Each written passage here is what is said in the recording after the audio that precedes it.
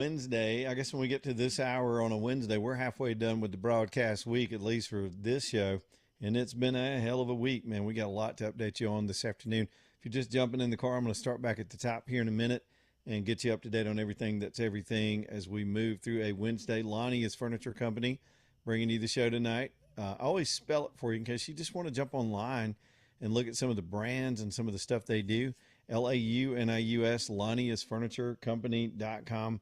Just a wonderful outfit. Everything about it. The selection, the value, the names you're going to know, the beautiful styles. You're going to get inspiration when you go there because when you've got that much balance in a store, they got a little something for everybody's tastes. And what you can't see in that giant 1 acre showroom, they've got more in the back and they can custom order for you. They've got whole sections of the store where you can design your own stuff. I mean, down to the nail heads and the feet on the couch and the shape of the cushions. They've got a design workshop that'll help you custom order if you're willing to wait on it and wait for the factory to get it to you.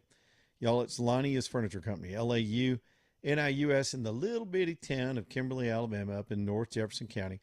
A long drive for some of you. I'm going to admit that. I'm not even going to try to convince you that it's a quick little trip. It's a haul. If you're down around Prattville listening to us or over in T-Town or even up in Decatur, I mean, it's a ride. But worth it. It's totally worth it. I'd rather do that than sit in Birmingham traffic bouncing from store to store looking at cheap stuff. Go look at the good stuff at Launius Furniture Company, Launius, LauniusFurnitureCompany.com. All right, so we'll throw the phone lines back open and AJ will get y'all stacked up, but let me go through some headlines and get started here this hour. First up, the ceasefire. Let's talk about it. Is it holding? Is it not holding? Iran naturally fired off some more missiles. Some amongst them are still threatening the Strait of Hormuz, despite that being a condition of the ceasefire today. The markets took that in stride. The Dow finished up 1,300 points. It's believed that there's increasing traffic going through the strait. The Iranians pulled the only card they had. They want the Israelis to stop bombing Lebanon. They want these other two countries to be part of the ceasefire. And Trump's administration said today, Israel's not part of this and neither is Lebanon. But at the same time, Iran's thinking of pulling out of the deal if that keeps happening. I don't know what back channel is going on, but it seems as if that issue got calmed today. Oil had a precipitous drop last night after the announcement of a cessation of fire and the opening of talks. That's where we're at. We don't have a peace deal. We don't have a final deal. But it feels like, based on all the smart people that are in the rooms and no more than the loudmouths on your TV news channel, based on all that, the market seemed to be anticipating that this is the beginning of the end of this 5-6 week episode with Iran. So what are the outstanding issues? If you ask me, it's what do you do about the uranium that they've already enriched? What about the Strait? And what about the Iranian people? The nuclear program itself is gone. It doesn't exist. We won that. Their ability to threaten their neighbors with a robust and modern military, gone. They don't have that. They could rebuild it, but it will take them a decade. They still are a player on the world stage with energy, and I think they know that their future is in being able to be a player without the sanctions. So they got to play ball at this point. Now, as far as the Strait, we're going to find out in the coming days whether they're willing to open it and whether they're willing to give up this idea that they'd be a toll booth for the rest of the world. I don't think we'll ever allow that. And the UAE is not going to allow that. They're on the other side of the strait. They don't want that. They want free commerce. And they want Iran to go back to being a normal country. My personal belief is, as far as the people go, this is a break for them too. The bombing stops all around them. They may find some courage to get out and protest their government now. Their government is fractionalized and arguing with each other. There's still a small arms security threat on the ground, so these people are still being heavily intimidated. But as for the wishes of the country, if you listen to the people of that country for all these decades wanting their freedom, they know they're close to it. And just a few more things need to fall into place for that to potentially happen. J.D. Vance is on his way to Islamabad, Pakistan, to negotiate this weekend with other members of Trump's negotiating team, direct negotiations to work something out with the Iranians. And as for the nuclear material, Trump said today, it was a remarkable thing that he said. He said in a post this morning, among many, that The Iranians have agreed to let us go and retrieve the nuclear material, which is buried under, I think it's called Pickaxe Mountain, is where they were hiding the enriched material that they had left. And we hit it with so many bombs that it's buried. It's going to be difficult to access, but it needs to be secured. And the United States said, at least according to Trump, that the Iranians were open to us working with them to retrieve that material and secure it. Now, he called it nuclear dust. I don't think it can turn into dust, but it's a dangerous situation that needs to be resolved, and the world needs to know that they don't have, the enriched material is what puts them so close to a bomb. They've got the technology now, that genie's out of the bottle, to build long-range rockets, even though, as we learned today in the Defense Department briefing, we have destroyed all of their industrial infrastructure to make those things, to make their drones, to make their missiles, all the supply chain, the components, the rails that they use to connect those. We've hit all that. We have set them back, 30 years in terms of all that infrastructure. And so the other key thing is to get the maniacs out of there so the people can be free. And if those issues can get resolved, as far as our objectives, we've achieved all of the military objectives. Now it's diplomatic objectives. It's negotiation of deals. It's arguing with the Iranians for a drawdown and for basically their surrender. That might be a little bit of an overstatement, and you can't ever let them think about it that way. They've got to have some face-saving way to move on. But I think one of the key things to observe here, I was listening to one particular known host today poo-poo this whole thing and being very skeptical about it. And I think he sadly is wrapped up in conventional wisdom of thinking that there's one voice among the Iranian government. There are fractionalized people in their mosaic decentralized system all throughout that government, and probably a variety of opinions, a lot of which would very much like for this to be over and maybe have a chance at living their lives. They don't want to go back to the bombing campaign. And I think some of them all along have wanted to participate.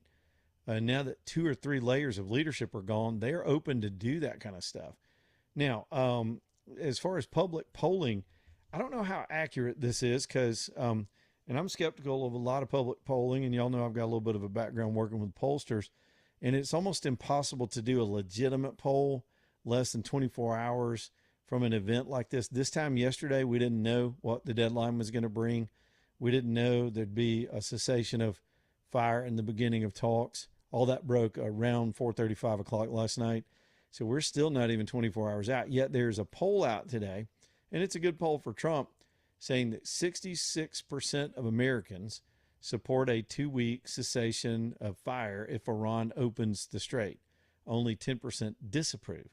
Now that's an interesting poll because some of that people that would support a ceasefire wouldn't have been for the war to start with, for example. Others, the 10%, could be war hawks. They could be people that say, no, finish the job. Go in there and wipe them all out. Turn it into a sheet of glass, that crowd.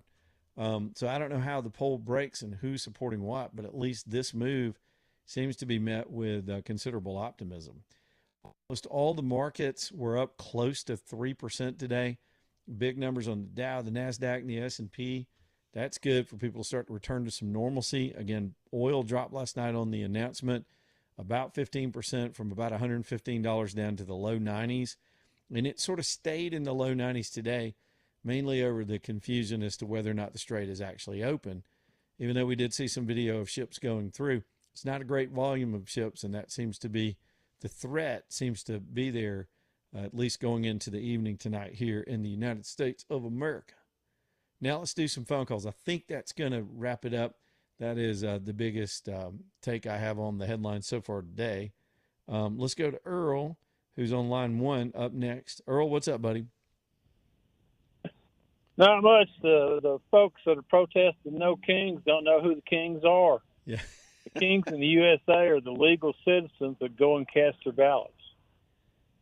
Yeah, or people that told you to wear a mask and stay home and you couldn't live your life or you couldn't complain online, or that's the censorship crowd. That's the people that want to steal your money and give to somebody else.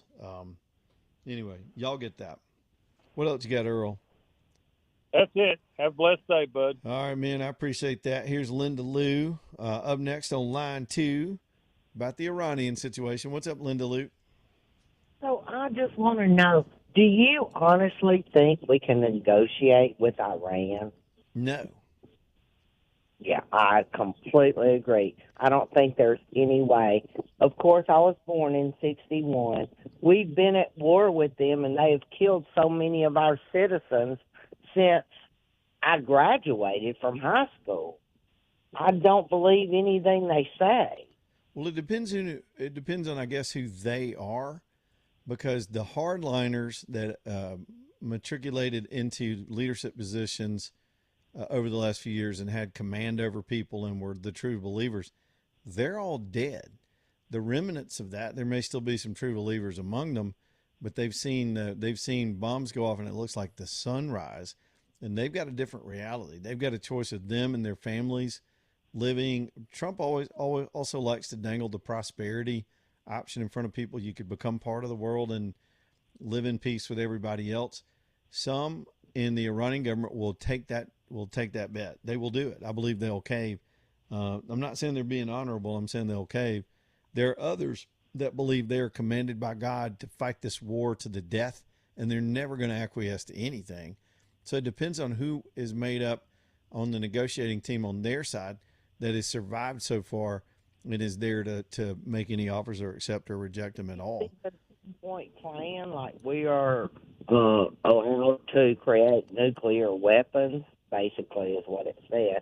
I was like disappointed in that. They still think they should be allowed to have nuclear Oh, weapons. that was complete. Look, that's been a misdirection, and largely CNN's responsible for it. And I know there's some people think they are participating in propaganda of the enemy, and that might be subject to some kind of criminal penalty. I'm going to be hesitant on that. But CNN flat out put out a 10-point plan that was not part of what was negotiated.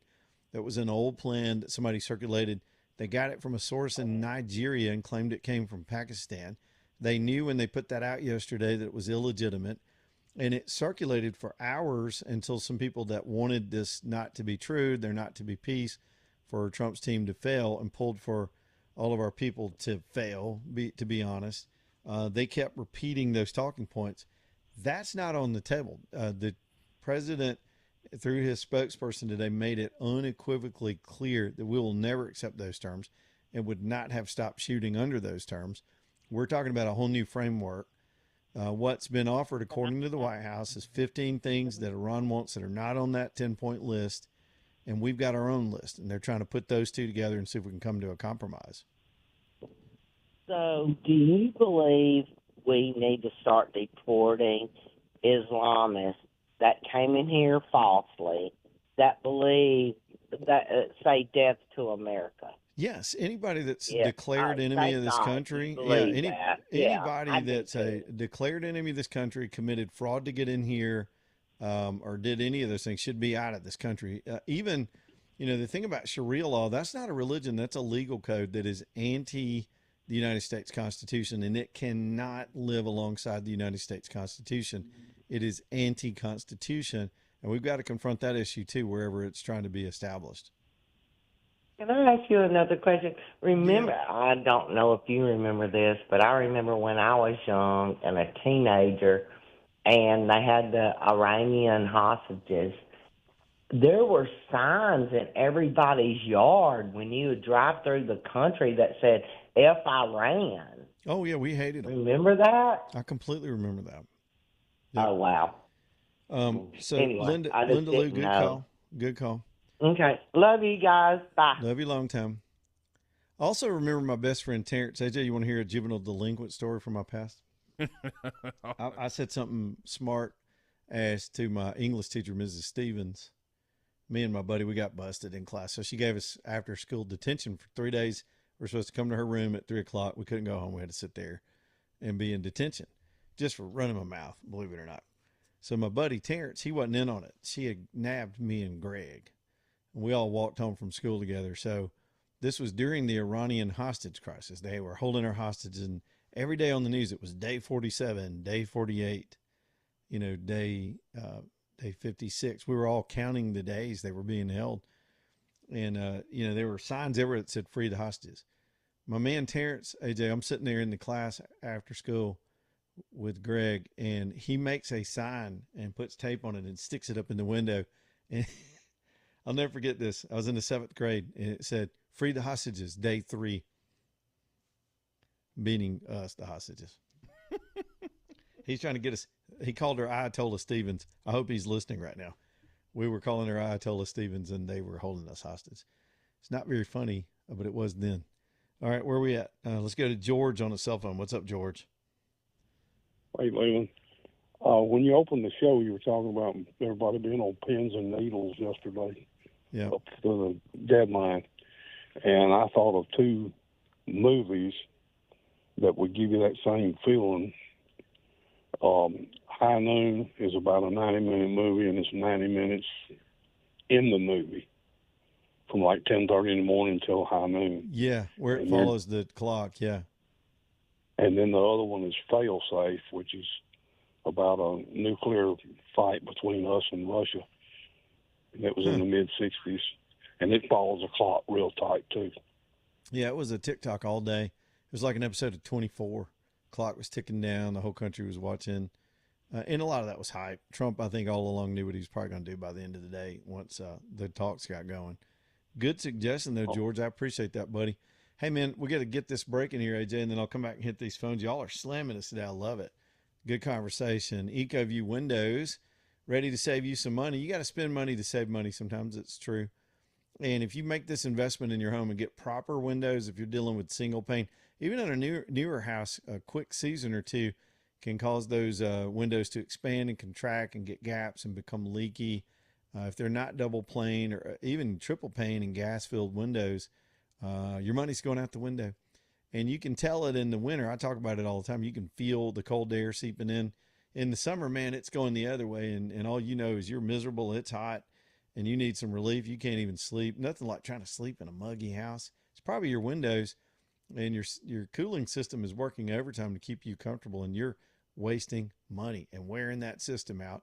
Do the investment with EcoView and fix that situation. They've got incredible products, the best windows in the industry, the best installers in the industry, and they back everything they do while they're on site, after they're gone. Talk to them about all those warranties and guarantees. The 35% guarantee that'll save you 35% of your power bill. Check on that. EcoViewWindows.com. EcoViewWindows.com. Back in a minute.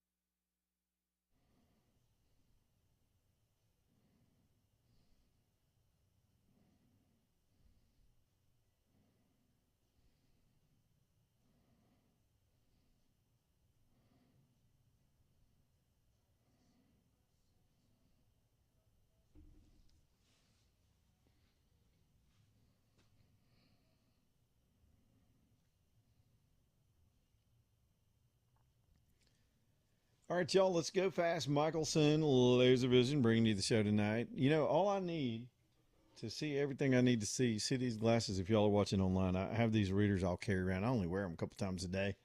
I used to sometimes use them on the computer, you know, if I started getting too much blue light. Low light situations, up close reading, that's it. I'm 2015. I've been 2015 since Dr. Michelson told me how it worked, examined my eyes, told me I was a good candidate, and I am a disciple of LASIK. And again, it's only improved over the years since I had it done, and people are just seeing better. Probably thousands by now in this audience. And again, the improved technology, that new Contura system can fix things you thought weren't fixable. I'm telling you, if you got scar tissue years ago, people were doing RK at other places and other procedures that weren't as sophisticated. They can fix, in some cases, some of that damage from back then. Y'all need to check this out. It's the legendary Dr. Mark Michelson in that practice, and now Dr. Jennifer Michelson for the last few years doing surgeries with her dad. She's so impeccably sharp at what she does and the care for the patients, and a wonderful team around them. Just the sweetest people in the world. Go take care of your eyes. Get your eyes did with MichelsonLaserVision.com, MichelsonLaserVision.com. This just in, Netflix is already producing a movie about the pilot rescue. This one is going to star Whoopi Goldberg as the missing pilot. No, I'm lying, but I know some of y'all stopped and believed that for just a second because it's Netflix. Let's go to Linda, who's on line 4. What's up, Linda? Linda dropped off, so I'm going to go to Kyle. What's up, Kyle? Hey, Leland, what's up? Speaking of the media with this whole Iran thing, I think that's probably, for me, is what's been the most aggravating is listening to these people that have tried everything they could to make it seem like Trump was wrong, he's losing, never wanted to give him credit, even after the pilot was rescued, and then wanted to rip him about his Easter message. I mean, have you ever seen it at this level where the media has been like just this blatantly obvious that they hate the president? No, it's been that way for 10 years now. We're all numb to it, and they've lost credibility over it. They're losing their audiences and their business model. A lot of them are getting fired and laid off, and you know, there's a whole new media that are replacing them. And right now they're just stuck in this perpetual joke cycle that they're in. Kyle, hang on, man. I know you got plenty to say, and I caught you late. Let's get this break in here. We'll come right back and go to Kyle. And you too, if y'all want to talk on the radio, AJ, we'll put you on the board and we'll punch the button and put you on the radio.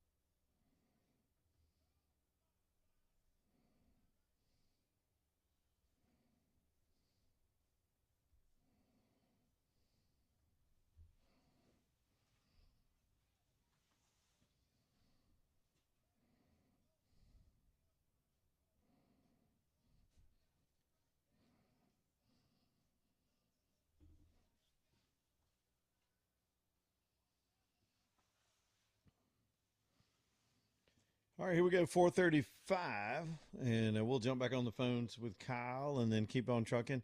If y'all want to get in here, if you've never called a radio show, we don't bite. We don't talk over each other either. We just let people say what they got to say. 545-9950. Kyle is up next on line one. Keep going, Kyle.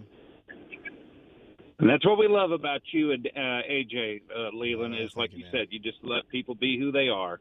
But, yeah, I mean, it's this whole thing with the media, and it's not just the legacy media. Like you were hinting before the break about, this new media coming in, which is like the podcasts and the YouTube channels and all of that. Even they are kind of going a little nuts and just really going off the deep end and turning on Trump like they are. I guess for me, it's so frustrating because these were also the same people that for so long were telling you, oh, well, ivermectin doesn't really help you, neither does hydroxychloroquine. Oh, Trump's lying about this and all this. And I learned a long time ago that these people, if they were willing to let people die just to make Trump look bad because they hated him so much, that these are people that I was like, would never, number one, believe anything they said. But in my opinion, were truly more dangerous than anything they ever accused Trump of. And now I think that we're getting on the other side of this. And once again, Trump proven he was right. He made the right calls. But just like you were talking about yesterday, where a lot of people were like on pins and needles, I never was. I knew he was never going to nuke Iran. I think he was going to bomb them, like you said, back to the Stone Age.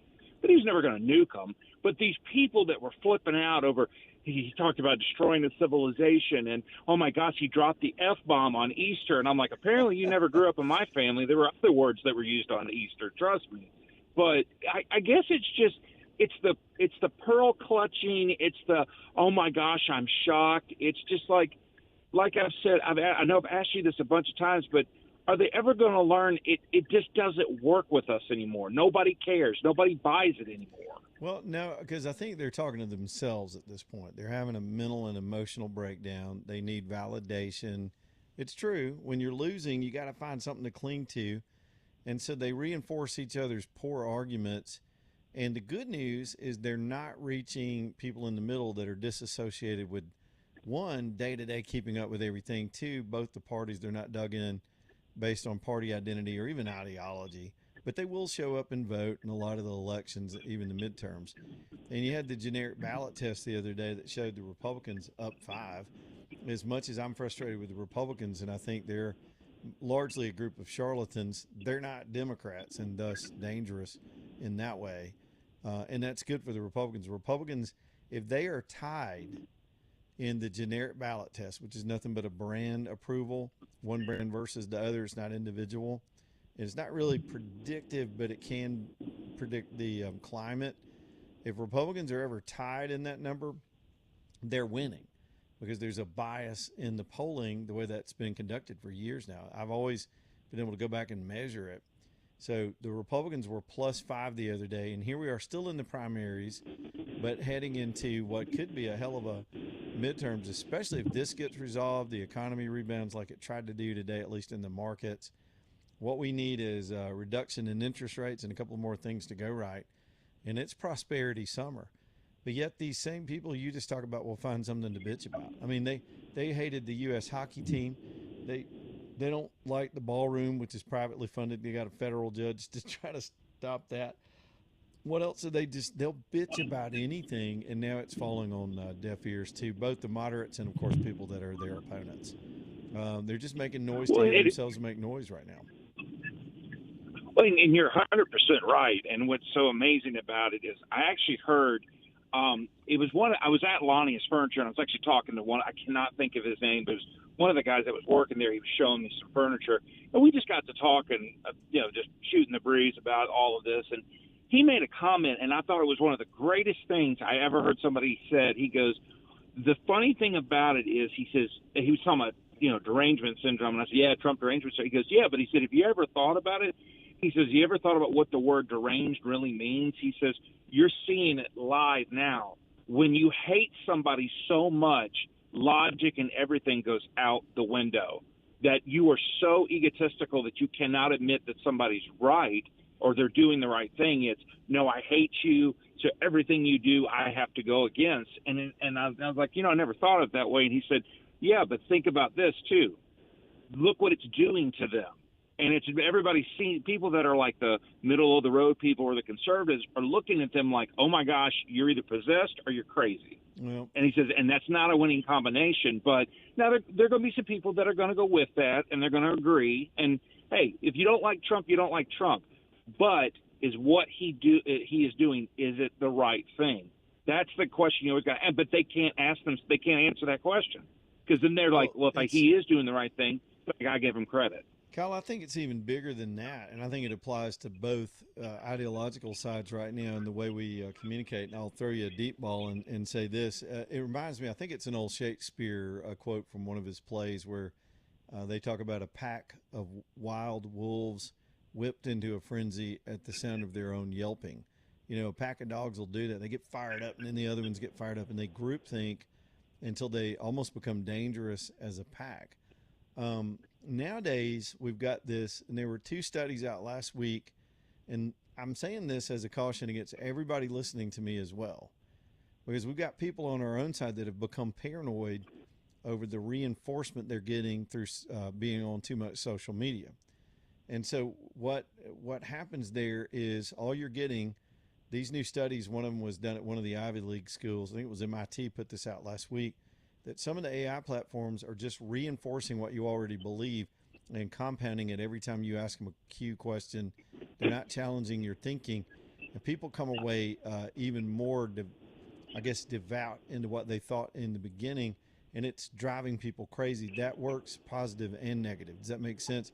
So if you're paranoid about something, it's going to feed your paranoia and reinforce that. Social media does the same thing with their algorithms. You click on one story and it gives you more stories, and that seems validating, and people are whipping themselves into frenzies over pure nothing.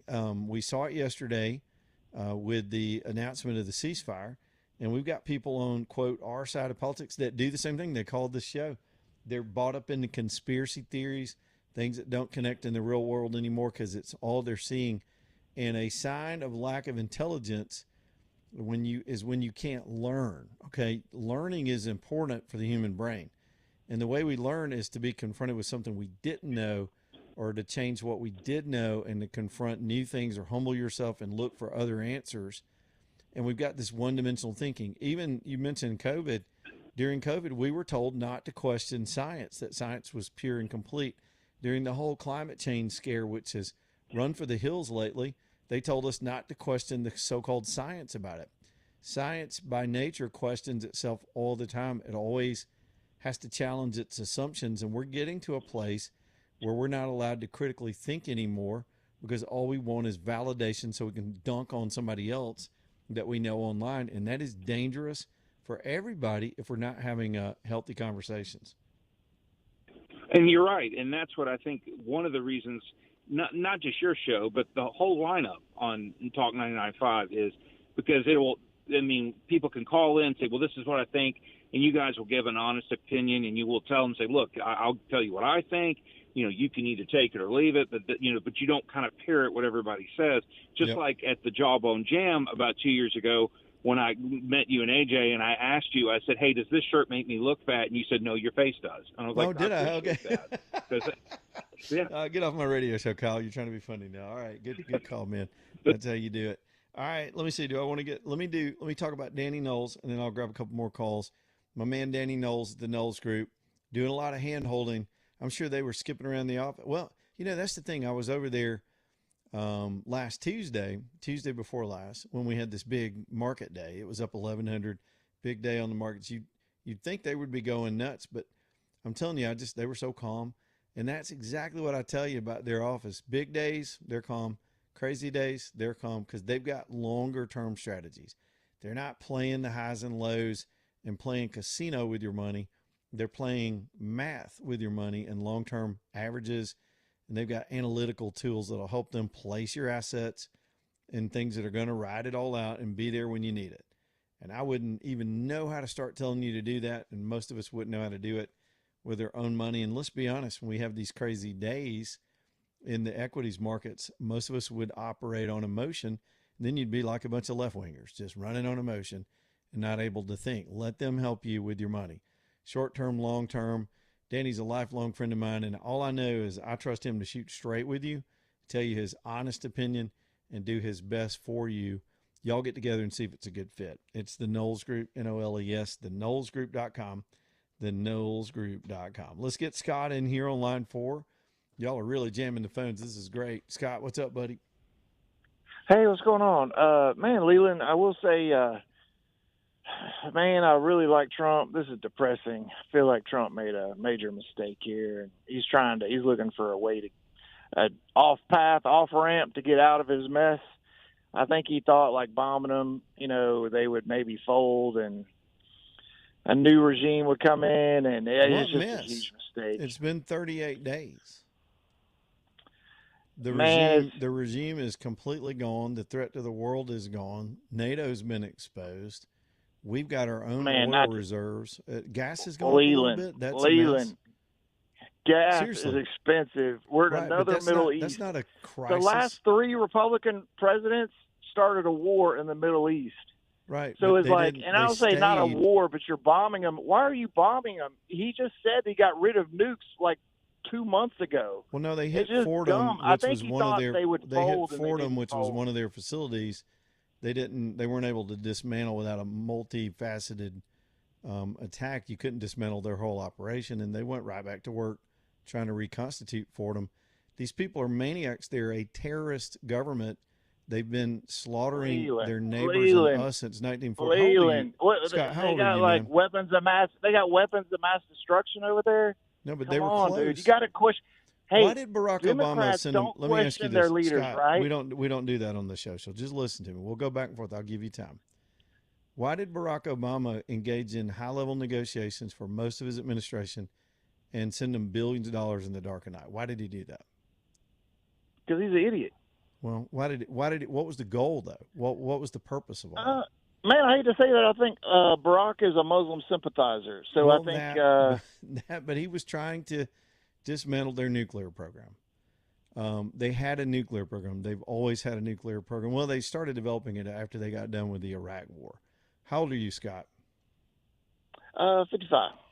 Okay, well, you're close to my age. You probably remember a little bit about the early days of the regime and how they took over that country. This is not a democratically elected government. I agree. They took over by force. Do you know about the when they hit our embassy in Beirut and killed all those Marines? Absolutely. I'm not saying they're nice people. Do you know about the Khobar Towers? Do you know about the USS Cole? All those, they killed at least 600 of our soldiers in Iraq. They're a dangerous. They threaten their neighbors.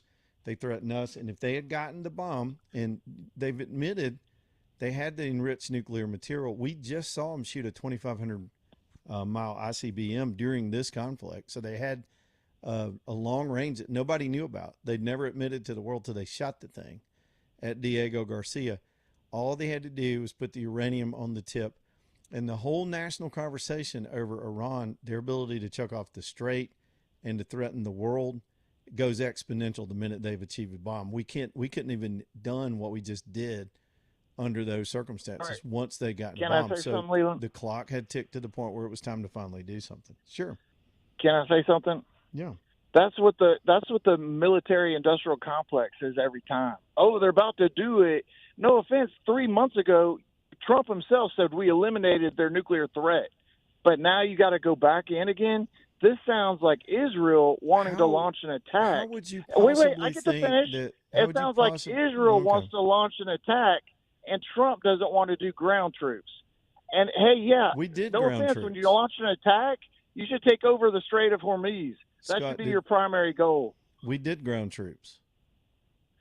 And we did ground troops in Iran. Yes. Did you Not miss the saving news? a soldier. Did you miss, I'm saying did you miss the ground news troops last week? into We put boots on the ground and got our guy back. And they didn't do a damn thing. They couldn't do a damn thing about That's it. not ground troops. I mean, actually and not take over the doing country. ground troops is not being George Bush and getting us in a 10-year war, but effectively eliminating a threat for the region. Look at how the Arab neighbors that are their Muslim counterparts in the region are running to our aid and are on our side of this. I hear you, dude, but you know Not that to peace mention, deal is not you really change working, right? you It's not change working. you change all of the energy commerce in the world by taking this black market country out of the production of black market oil, which only helps the Russians. This checks China They're and not Russia out. while we're They're also still making solving the oil. problem. They still control the strait. They still control the They strait. they don't They still completely control control the the strait. oil. You increase the price of oil, that only helps Russia. Russia is making a bang and a Well, buck that's out true of all their oil temporarily, now. but the oil crashed last night too. The minute the news about the strait beginning to open happened, and it stayed around 92 today, which is only $20 more than it was before all this started. And by the way, most of the Biden administration, we were up in the hundreds, and the country didn't fall apart. We're not sacrificing anything compared to other wars in this situation I for the agree. last 38, 40 Leland, days. you know American the people are price of not gas sacrificing. gets into the price of everything. So the price of gas is high, bread's going to be high, That's not a eggs are going to be high. crisis. It's not a crisis.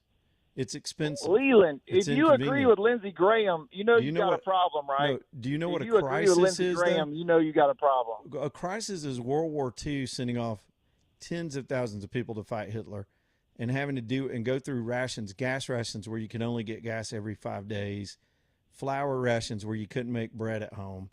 Everybody sacrificed. Women had to go to work in the factories. That was a country that went through a sacrifice to win.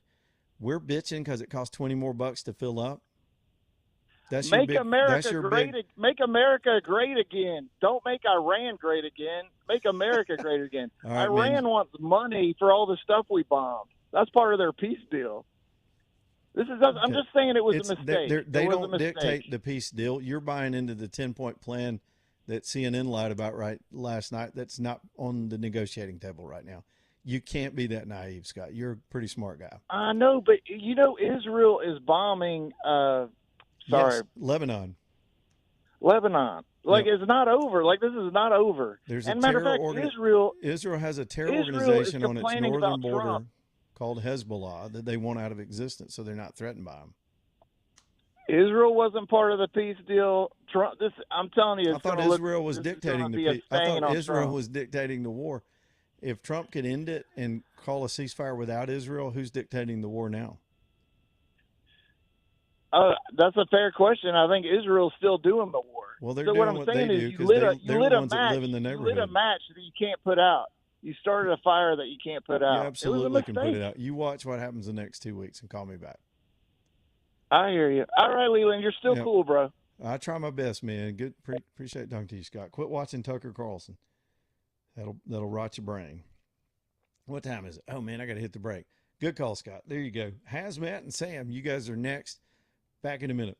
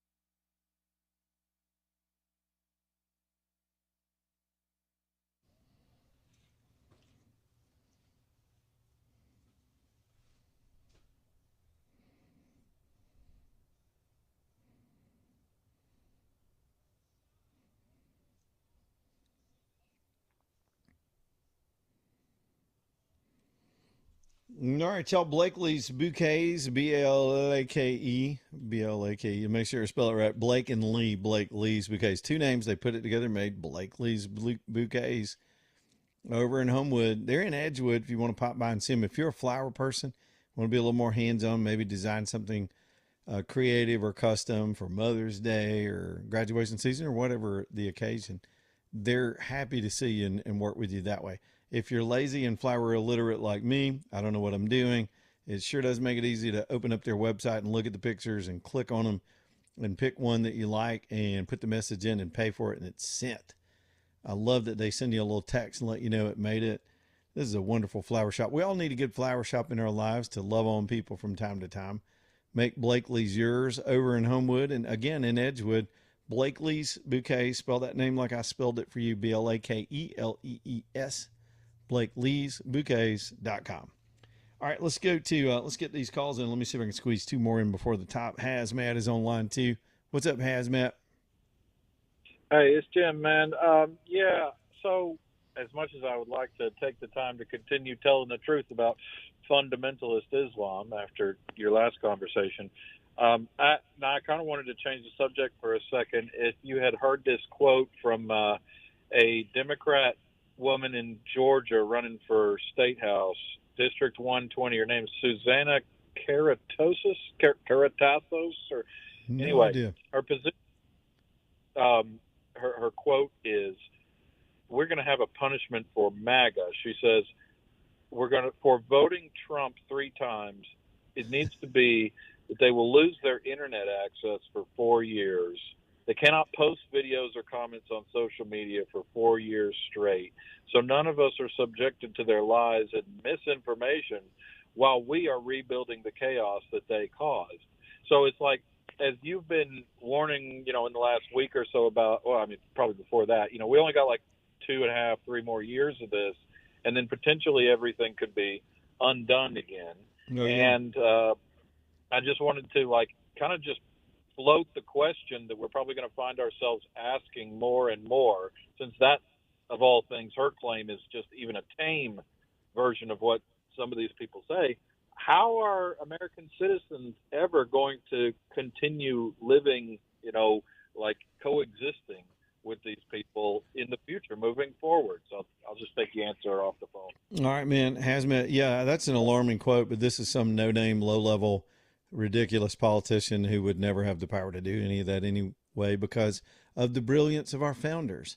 We will just whoop that ass. She's not going to do that. We're not going to let that happen.